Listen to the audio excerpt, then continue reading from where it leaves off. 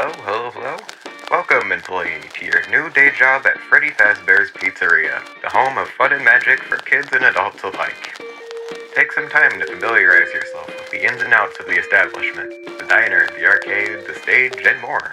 We'll be suiting up in our fabled mascot suits to entertain the crowd, serve our specialty pizzas, which have not been salvaged from the trash can, be ignoring the tick and doggo infestation, leaving the fox exactly where it has been placed, and migrating over to our special off-camera safe room to bleed out whenever the need strikes you. The family-friendly experience is our top priority after all. And with your signature on the employment contract, your soul is now condemned to walk these halls for the rest of eternity. Have fun, and remember, sweep it under the rug. It's probably fine.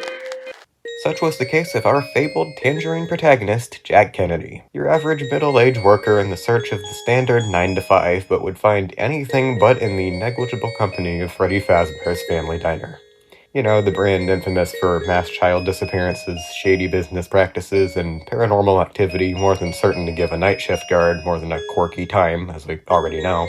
But the day shift, on the other hand, takes on a whole new dimension of hellish goofiness under the writing direction of parody.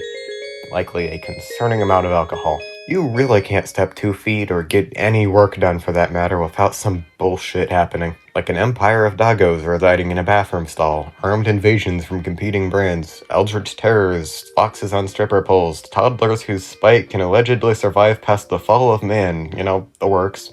Don't ask. So if you want to keep yourself equipped for the job, look no further than the prize corner. Operated by nobody's favorite friendly neighborhood creep hiding all of the illegal and slightly questionable paraphernalia one could ever ask for.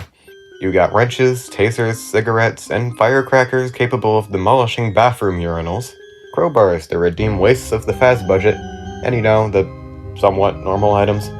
Pizza can fully restore one's health, soda can amp all of your stats by 25% for a few turns before making you enter a sugar crash shortly thereafter, and licorice will instantly kill you for the mere presence of it being laid upon your tongue. Hey, wasn't this place supposed to be like a restaurant? Don't you think the health inspectors and, the police for that matter would be a little mad about there being burnt robot faces on the pizzas? Well, when your employees are capable of bitch-slapping the health inspector so hard he explodes, that's basically a non-issue. Jack's go-to in a fight is simply directly smacking his opponents, and why wouldn't it be if the sheer force of his fists can generate literal explosions on impact and destroy hulking robots in a single hit? The same very ones that fall victim to pick up the facts, Grand Canyon. Furthermore, Jack can heal himself as many times as he needs, as well as his party members with Give Life. Jack can also buff all of his stats for 10 turns with I Promise, granted only once per fight. Doggo Rain. Oh, all of this would only aid to reaffirm the fact that Jack was trapped, bound to repeat the cycle of Fazhell and trapped within Phony's palm forever. Though no matter how comfortable you make yourself, you can't call a place home without family. Cue Dave Miller. Kebab-eating, sport-obsessed, child-murdering, definitely not William Afton wearing a fake mustache and glasses, weirdo eagerly awaiting his old sports arrival at the darkest quarters of Fazbear's. Another soul bound to the walls by contract and seeking a way to tear the establishment apart from the inside out, with Jack as the key to their success, with this being the very moment that Jack's moral compass would be put to the test. Though with Vegas and Fox strippers on the line, the objectively correct decision wasn't too hard to discern.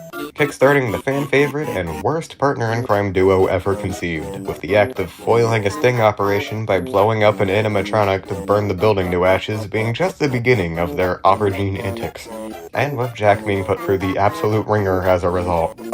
No, not that one. Jack's average mascot suit, the key component to a majority of Dave's three-step kitty strangling schemes, are built tough enough to make a toddler's head explode across the ceiling after just one kick from its metallic framing.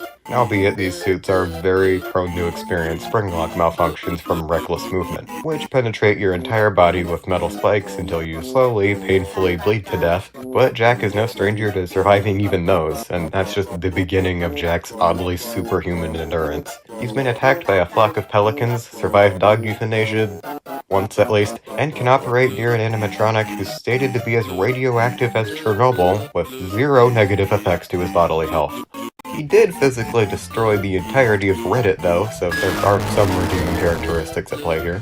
and perhaps a particular morality judge could help them out with that, and do their skills justice in a crazy close fight. That interests you? Check back when the full episode of Clover vs. Jack Kennedy premieres. Sometime. Yay.